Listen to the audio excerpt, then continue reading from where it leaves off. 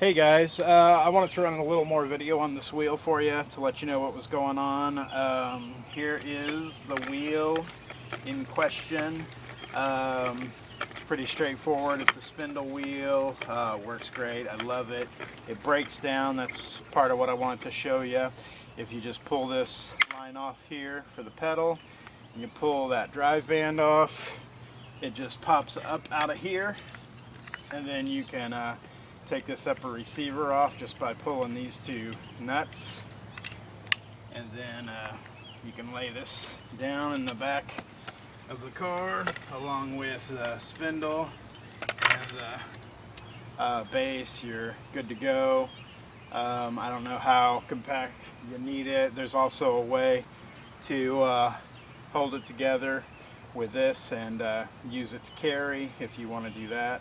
But anyways, this upper receiver I wanted to show you.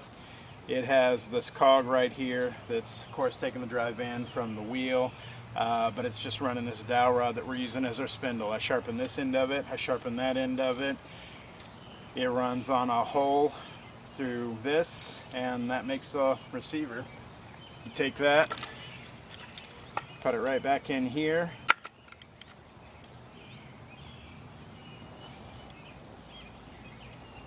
You have an adjustment for the pitch and everything just by adjusting which nut is more forward, so that'll give you all the flexibility you need on controlling where the belt rides. It shouldn't be an issue though, because this is a channeled cog, so it does pretty well on its own.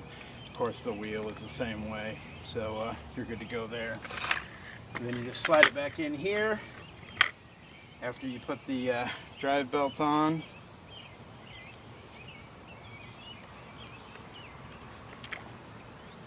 You slip this rope over the wheel, and you're good to go. You can spin a lot of yarn on this really fast. I love it. You can make 10, 12 of them for the cost, so they're pretty handy to give away as well. Now, as far as the instructions I've already put up, that's to build this base, and it's pretty much, this is the 13-foot or the 13-inch piece, and then of course you got these two side pieces, and this back pieces are pretty obvious. This is where the small piece goes. It's 1x4 off of the back there, because that's what you've created, is the hole that the spine can fit in.